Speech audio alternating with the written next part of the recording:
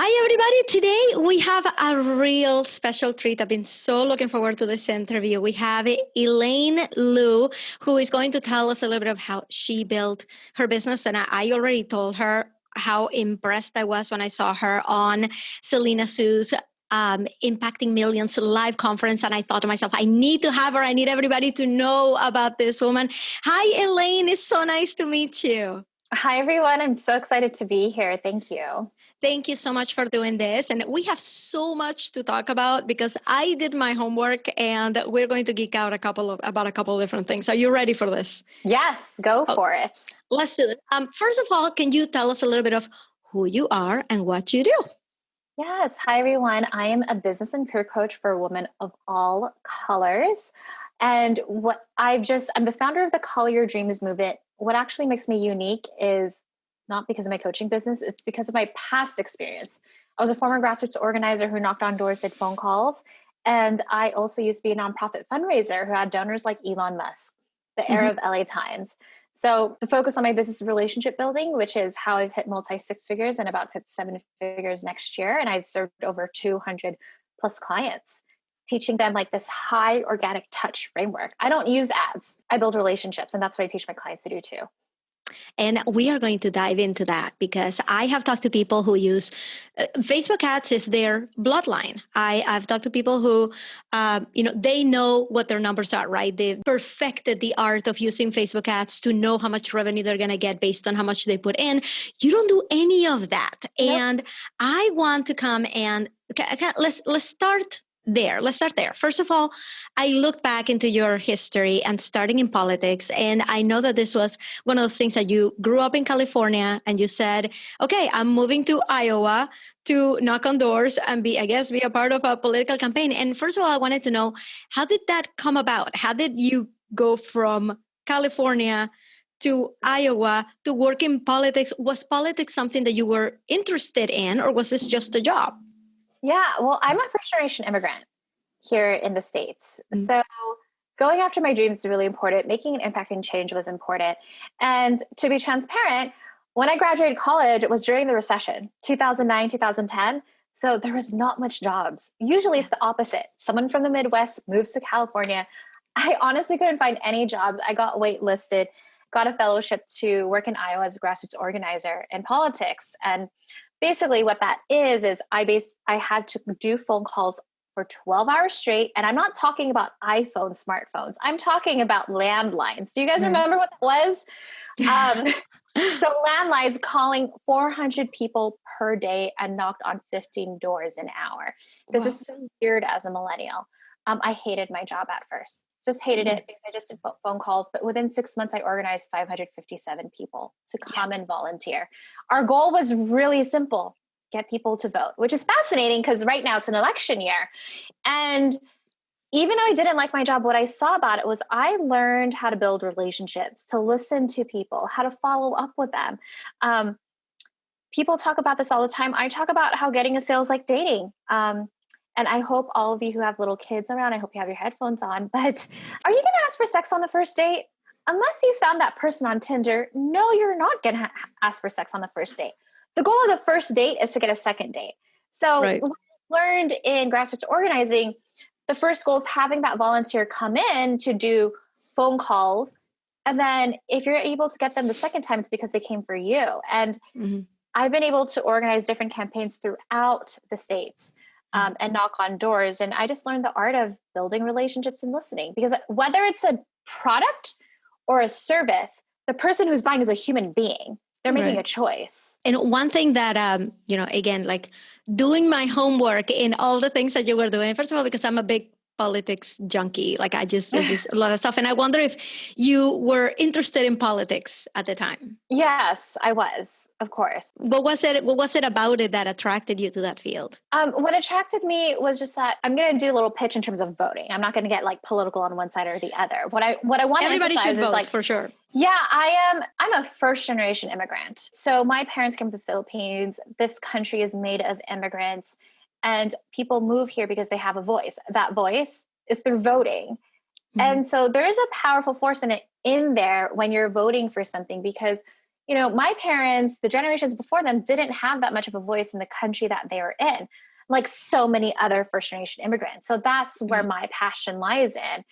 And for me, if I could just encourage people to vote, that's great. And I also want to let people know in this podcast, elections doesn't happen every 4 years. There's also local elections. One of the things that that when you were in there, after you got out of the politics, you went into the nonprofit sector. And you've described before how you were basically getting paid to hang out with wealthy people all the time. What was that like? Oh God, I loved it. I mean, obviously this was before COVID, but I would just have lunch and dinner at these really nice places. I love, it was my dream job. I will say I worked at a community college, Pasadena City College, and their foundation as a fundraiser. And I would listen to their life lessons. It was basically it was like doing podcast interviews, but not having it recorded, because it wasn't like, I want to give $20,000 to an art scholarship. Those are not the conversations. The conversations where I'm just going to tell you what I learned about life, because these were people that were older, like early age 60. Mm-hmm. And I learned just so much from them, just so all of you, and also just so all of you know too, like it wasn't just 60, but I had a donor. You may know him. His name's Elon Musk. Mm-hmm. I met him before he created Tesla. I was at his SpaceX control room with his other board members. We were having lunch and he donated to this cause that I was working for at the time. And I also want to give you a little hint. He did not come from an email funnel. Right. He came from connection, relationship building, listening to him.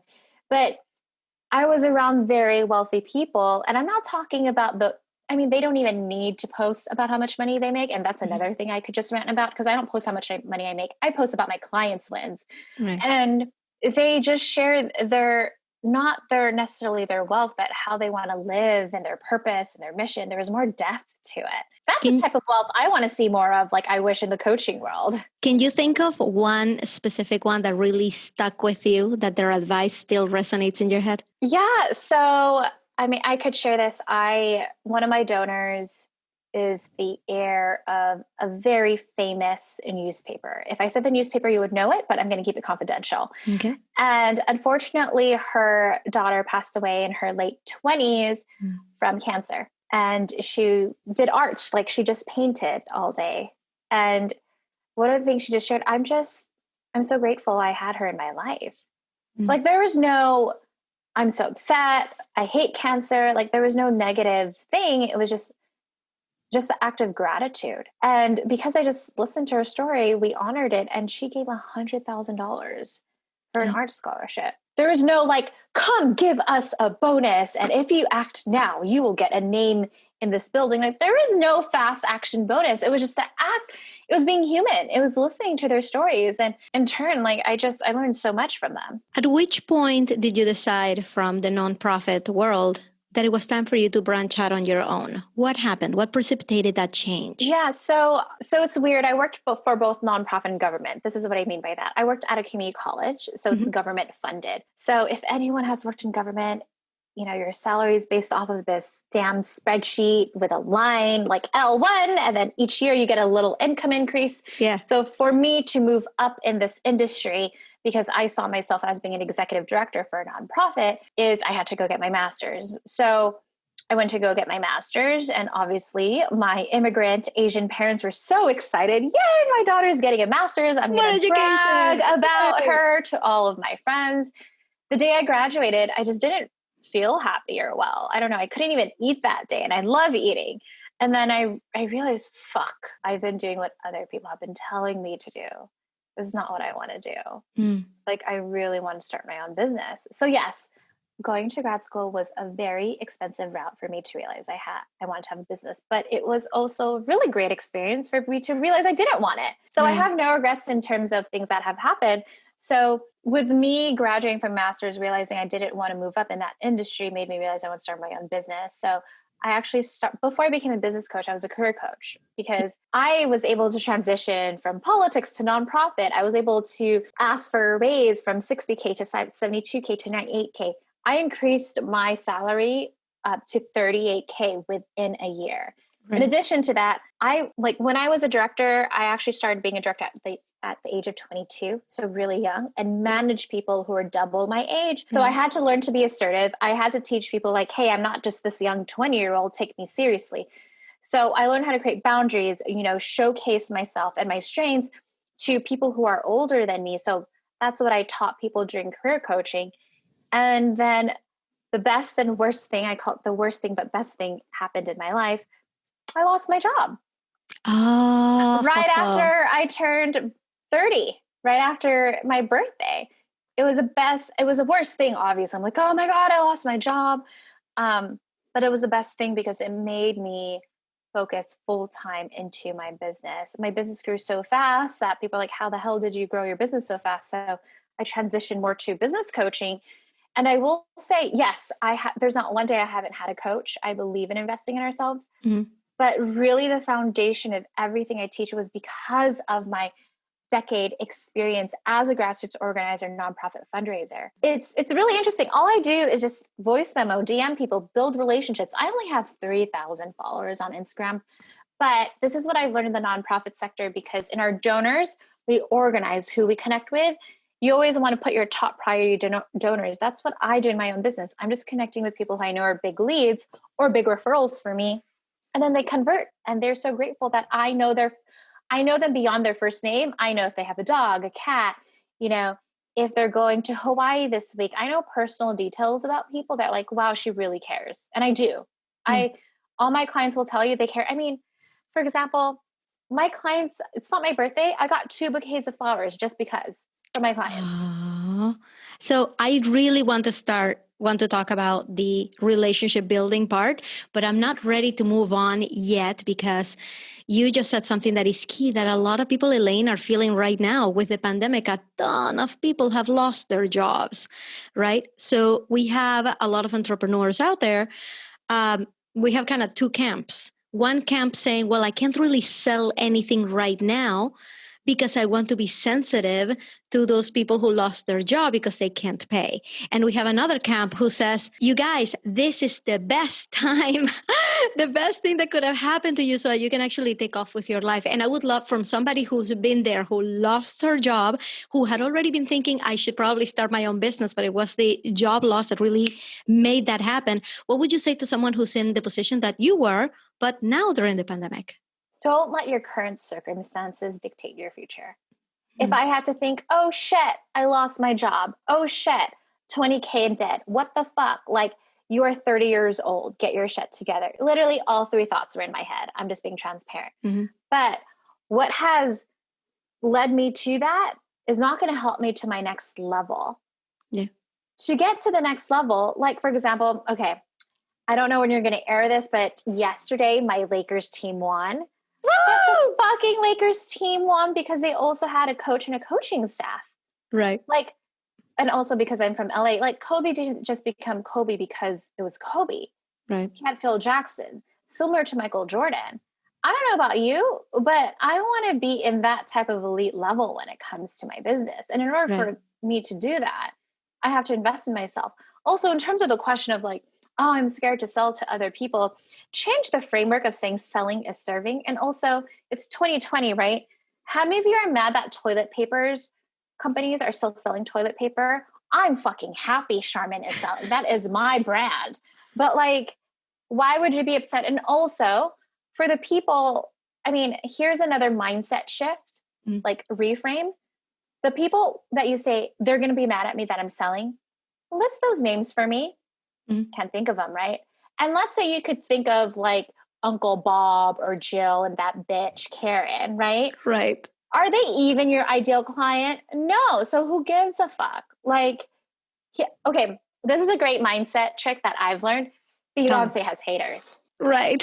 And Beyonce is fucking amazing. How the hell does she have haters? So it's just going to happen. There's going to be people that don't like you, but you have to think deep. Why the hell you're doing this? For me, I'm a first generation immigrant. I'm honoring my parents and my grandparents' legacy by going after what's important for me. Did you always think this way about money, about having a business? Did you always think this enlightened? Yes, I'm the weird one. in my family and in my friends. I mean, I went to therapy when I was 18. Like, I'm always questioning everything. I'm such a rule breaker. That's why I'm not in politics anymore. Right. But yes, but I will say, in terms of even not having a business, even when I was back in my full-time job and I wanted to get a raise, I knew something had to change. So I hired a career coach. That's how I got into my experience as being a client coaching. It wasn't even like, I want to build a business. Like, how the hell did I ask for a raise? Right. You know why? I was around family members and friends where I told them I want to get a raise. Like, oh, if you work hard, your boss is just going to give you money. I was like, that's not how this society That's works. not it. I can It's tell. A very immigrant mentality. Yeah. You work hard, your boss is going to reward you. I'm like, no, you have to ask for what you want. Yeah. When I was in corporate, I was underpaid for many years. And when I finally had the courage to sit across from my boss and tell them, okay, I feel like I deserve a raise at this point. I was never adjusted by cost of living when I moved from Kentucky to Massachusetts. And and he tells me, like, to my face, he's like, yeah, I noticed that you were getting paid less than all your peers. I noticed that. I'm like, were you planning on doing something about it? No, the answer is no. Why would it be his job to spend more money on his cost center? It just isn't. Here's the reality. Your boss is not thinking about you all the time. Right. They're not. They have other things they're thinking about. Not that they don't care. I mean, sure, there are asshole bosses, but they just don't have time. So you need to, as an employee, you have to bring it to your attention. Like, you can't be the yes person. That's not how you're going to move up. Yeah. Like, you have to question things. Like, I've learned to be assertive. Like, I would tell my boss all the time, I understand you want to do this, while at the same time, these are issues that I could see along the way. What are your thoughts? Yeah. So having conversations like that, but all those assertive conversations have helped me question myself. Like, well, I don't want to be in this. What pushed me out? I mean, yes, I lost my job, but working in a government organization like a community college, it's very bureaucratic. So the movement of new ideas and creativity is so slow. And as someone who's creative like me, like, that's just not going to work for me. Right. And you mentioned that when you were thinking about getting that raise, did you say, did I get this right, that you were working with a career coach at the time? So, okay. So was that your first view into there's a coaching world out there? Yes. How did your coach find you? How did you find them? It was funny. I was talking to my therapist. I was like, I'm considering working with a coach, teach me how to ask for a raise. She Googled someone, and then that's how it found it. I'm going to listen to my therapist. Yeah, that was my first experience being a client to a coach. And I was like, wait. And then towards the end of our coaching trip, I was like, I could do something like this. Right. I don't know. So it was just always in the back of my head. Yeah. I'll be honest, when I wanted to start my business, I didn't want to be seen. Visibility was hard for me. Yeah. And I was like, I'm just going to start a blog because I love writing. And then I started talking to, as you should, when you're starting, you should talk to other entrepreneurs, not just get their insider advice, but know you're not alone in the negative thoughts and energy you might be thinking of. And then one of my friends, like, you need to hire a coach. I'm like, okay, well, do you have someone? She's like, yeah, my friend or my coach. So I connected with her and I told her, like, yeah, I want to start a blog. And she called me out. This is why you hire coaches, not because you do what they say. Like, I even tell my own clients, you did not hire me to make you feel good. You hired me to be direct with you. Right. And she was direct with me. You're not going to make any money on blogs. Blogs are very 2000. And at the time it was 2017. So Can you believe it? 20 years ago was 2000s. Anyways. And she told me, like, you're a coach. Like, you have helped other people. Like, you've been able to do this in your own career. Other people want to hear it. So that was how I got into it. And I was just, I was stuck in my mindset a lot in the beginning, but you know what? I wouldn't have gotten out. I wouldn't have been successful if I didn't have the support I needed. What do you think was what was the internal conversation? I just want to talk about, for people who are listening to us who've never invested in a coach before, right? I've told the story many times of when I signed up for my first coach. I had just quit my job after having my second baby and having gotten majorly screwed over in corporate by my boss while I was on maternity leave. I came back, I worked for a week, and I quit after 1 week. I said, I'm not doing this anymore. And that's when I called up somebody who had gotten me into a sales call 2 months prior. And I had said, no, this is too expensive. I would be basically giving you all of my revenue from my side business. This is something I can do. And we're talking like at the time, it was like $797 a month. Like it was, that's nothing. Right? It's like a zero compared to everything. Like the coaching, the high level coaching that I've invested in since then. But back then it was like, that is just way too much. I can't do it. 2 months later, when I quit my job, I called her. I'm like, I realized that if I don't do this right now and I don't get the right help, I may end up back at my job in a year, and I don't want that to happen. So I wonder what was your first encounter with paying for a premium coach, and what was that conversation like in your head about investing? Yeah, so my first business coach was $10K. Yeah. Ooh. And I remember that sales calls because I was like crying, fear of success. But I just graduated from my master's. I just spent $40K on my master's for 2 years and decided I didn't want to use it. And so it was a $10K investment. Yes. I was like, this was the thing that I put in my head. Mm-hmm. What is the worst that could happen? Mm-hmm. And that's what I learned from my coach. What's the worst thing that could happen? Well, my business fails. Okay. What's going to happen next? Can you find a job? I'm fucking employable. Like I raised millions of dollars. Like, yeah, I'm employable, but I don't want it. Like, I don't want to work full time. Right. For another organization. And we make shit up in our head. Then go there, right? Like they're all going to judge me. Who's they? Make the list. Like, what if I fail? Okay. What's going to happen if you fail? Well, if I fail, I'm going to have to move back with my parents. I'm not homeless. Like I could find a job. We have one life to live. I remember when I invested $10K, of course this happens. My truck breaks down and that money could have been down deposit to a new car. And then my car eventually started. I drove to my mom, and then my mom, very Asian immigrant mom, oh, you could have used that down payment for a Mercedes Benz. I'm like, and mind you, she's a mom. So it came from love, right? So I looked at her straight in the eye and I'm like, Mom, when I die, I'm not going to be thinking about the Mercedes. I'll be thinking about how I didn't go after my dreams. Yeah. And I don't want that. I mean, how many of you have wasted money on a dish you didn't want? You know what I'm saying? You go to a restaurant and you're like, fuck, I knew I should have just kept the pad thai I always order, but I wanted to try something new. But at least you knew and you tried it. How many of you have wasted time with an ex-partner for years? I mean, you tried. I mean, I'm totally with you. It's become. I've had conversations with people for whom the money is so the goal that they're going for that they don't want to spend it because that takes them away from their goal. Because my money's gonna go down if I put it here.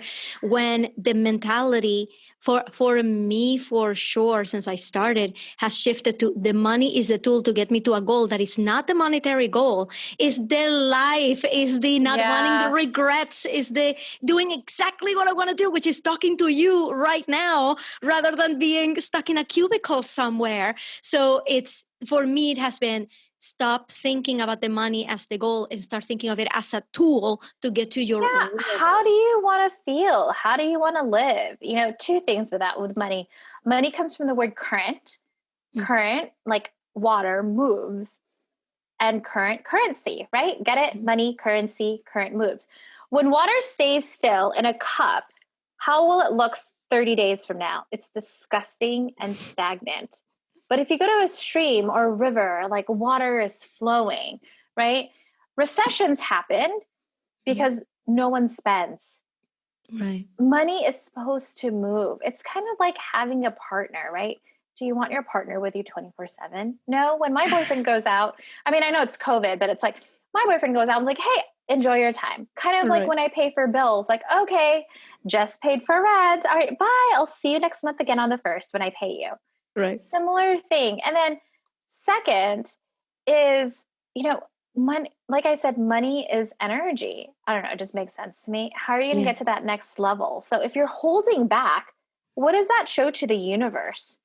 Right. I remember I made a $25,000 investment Well, I was scared to, because I'll be transparent. I was 55K in debt, but I don't like using the word debt. I like using the word investment, because it wasn't like I was buying a Louis Vuitton purse a week. It was because Right. I was investing in my business. And when I got to the call with my that coach at that time, I was like, I'm 55K in debt. I cannot do this down to positive 5K. And she was really sweet. She worked it out with me. And she was like, you know what, just do this amount this month, and then you could do the rest. And like, okay, it scared the shit out of me, but I still did it. Guess what happened? I had a fucking 6-figure launch. Would I have gotten it without her? Oh, hell no. I would not have. And mind you, it's also the perspective on it. For those of you that own a house or a car, we're technically in debt. It's like hundreds and thousands of dollars. And also, did you know Disney was bankrupt 3 times? I did not know that.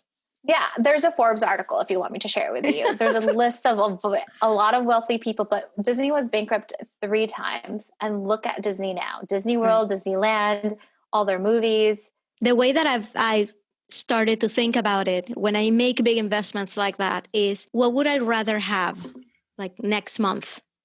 $10,000 in the bank sitting there, or this incredible opportunity to be in a new circle of people, of high-level, high-minded people who are going to get me to that next level, to get the kind of coaching that I'm going to take with my business and help it grow. Like when you invest, you're actually watering the plant. You're not just buying the water and putting it on the shelf. You're actually making something grow. So I could stay on this money topic of like the entire conversation, just because I think that money mindset is a huge, huge hurdle for a lot of people who are starting out, who want to make it far. You may be very smart and resourceful. I am very smart and resourceful. It wasn't until I got my coach that I actually saw things moving. I saw myself learning from it and doing more things. So, but I did want to talk to you about a couple more other things. So one thing that everybody should know is that, and you mentioned it earlier, you only have like 3,000 followers on Instagram, and you are on your way to reaching the 7-figure mark next year. Is this all accurate? Is this true? And it is. Congratulations, because you have done this. You have made it by all of your choices. And I want everybody to know that there isn't just one way of making money as an online coach, which is to have 1 million followers on Instagram. And I want you to tell us, because the first question that people have on their minds is, wait a minute, she's going to reach the 7-figure mark and she doesn't even have like 10,000. She can't even use the swipe up feature on Instagram stories because she doesn't have the $10,000 followers. So I need you to tell us, okay, how does your business model work? I also want to remind everyone, before I was a coach, I raised millions and hundreds and thousands of dollars for nonprofit organizations. This was not like a coach taught me a coach, like, you know, that whole funnel thing. Yeah. What I'm trying to say, it's built off relationships. Like that's how I got Elon Musk as a donor, or other big name donors. In my organization, in my company, I do it similarly.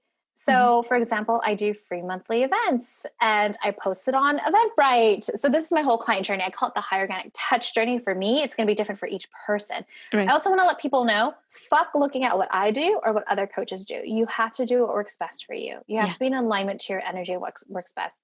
So I use Eventbrite. The reason why I use Eventbrite is because Eventbrite is hooked up to Google SEO. I don't know. I don't think a lot of people know this. Right. So when you do an event, you're not just presenting it on Facebook and Instagram when you post it, but you also present it to the Eventbrite community. So I'm actually #1 in the Google search when you look for Los Angeles and women in business events. This is back before COVID, by the way. Right. So I do monthly events. And then from there, I make sure in my email marketing, like if you know other like-minded entrepreneurs, invite them. So I get anywhere from about 40 to 80 people sign up a month. And then even my own clients are referring people to come to my events. And all I do in my Instagram, like today, every Monday, guaranteed, you guys could follow me at Elaine Lou _ I know that's going to be in the show notes. I share client wins. And then you don't need the swipe up function. I'm going to give you guys a little tip. Instead of the swipe up function, use the poll. So for example, I presented that one of my clients passed a 6-figure mark. And then I put a poll like, amazing, in one side, I want to learn. Then you click on that little I thing. You look at everyone that hits the poll. And then you just send personal DMs like, oh, hey, Ina, thank you so much for liking my client's win of hitting 6 figures. How are you doing? What support do you need in your business? That's it. Like I'm building relationships. When I put a post, and for example, I just did a post about how I was at the Four Seasons and how I learned the importance of being reflective. It's not about learning more, it's about being reflective. Mm-hmm. And then I just followed up with people like, hey, Ina, thanks for liking my post about me being in the Four Seasons. Like, what resonated with you the most? Do you see how it has nothing to do with me? It has to do with the other person. I'm listening. Listen more, talk less. And I love it because you don't do the funnel thing. This was like when you reached your first 6-figure launch back in 2019, it was not based on the funnel and a class and a webinar. And it was just all relationship. It was just outreach like this. One of my clients made $1,500 from sending a DM on Instagram. She has no sales page. Also, I want all of you to remember businesses happen before social media. Right. It's called social media for a reason, to be social. Here is one thing that I would love for you to share with us. I have 2 questions for you. Number 1, what do you think is the biggest misconception of you, that people may have of you, of somebody who has been mightily successful in their business, even without a funnel? What do you think is the biggest misconception they have of you? Of me? Oh, I didn't realize the question was of me. I think people think I'm just like DMing people all the time. Mm-hmm. I mean, I do DM people, but it's relationship building, guys. So the power of it is I have like an amazing referral program. And because more important than the referral program, all I do is focus on my client results. Mm-hmm. So I'm in year 3 of my business. I just brag about my client results. My clients get really happy. They talk about me. Then I get clients. Like I have 12 sales calls in the next 2 weeks. I am not even pitching anything right now. That is amazing. This morning I woke up. I'm like, oh, someone booked a sales call. I don't know what the fuck I did. Where did that one come from? I haven't read her application yet. But I will say what I usually do is I look at them and probably 95% of the time, they know one of my clients. Mm-hmm. Yeah. My Instagram, you guys should follow me. It's at Elaine Lou, ELAINELOU _. Mm-hmm. It's unique from other coaches because all I do is just brag about my clients. And for those that are watching this video, I like show my stuffed animals. I show more of me. Like, it's not this perfect and pristine shit, like size 0. It's, oh, look, here's my client wins, or here's my cute little stuffed animal, or I'm doing the Peloton ride right now. It's more real. Can you tell us a little bit about your client results? What are some recent ones that are you very proud of? I have 2 clients that just surpassed the 6-figure mark in the past 2 months. Another one that's $2,000 away from 6 figures. I have another client, I'm not even 7 figures yet, but she's at 2.1 million. I will say, so since my launch in June, every Monday I share new client wins.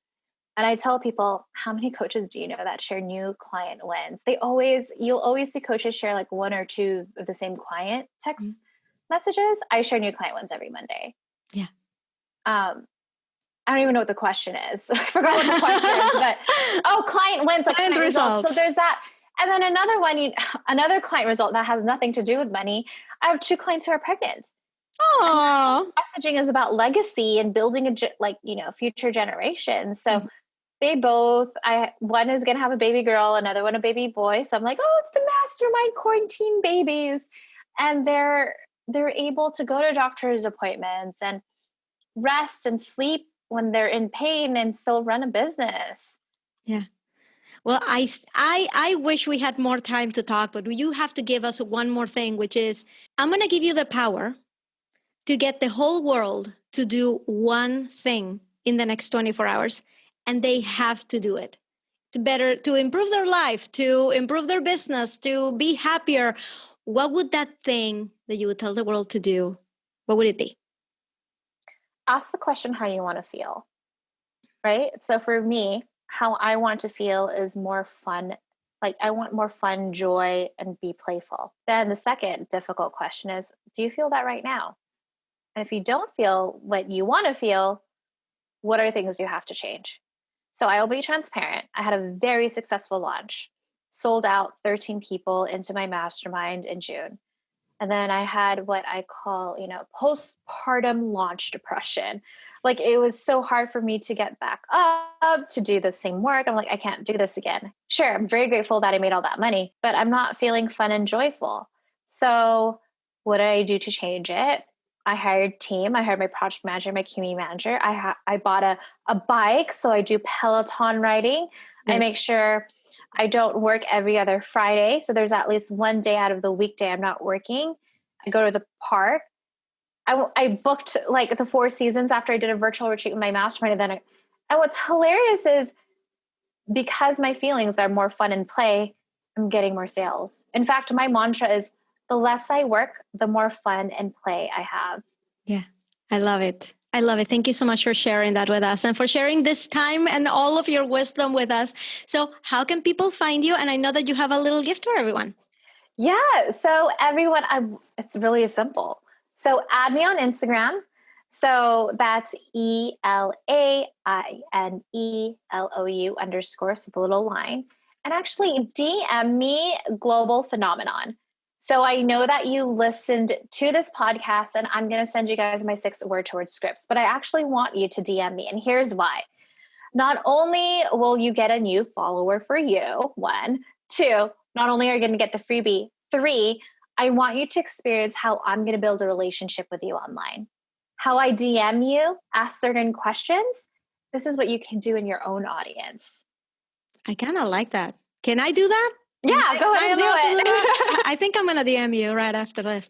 Elaine, thank you so much for being so lovely and all the best. Good luck with the rest of the year. I know that it's going to be fabulous. Thank you so much for spending this time with us. Thanks so much, Ina. And I can't wait to see you guys in the DMs on Instagram. Everybody will do that. Thank you, Elaine.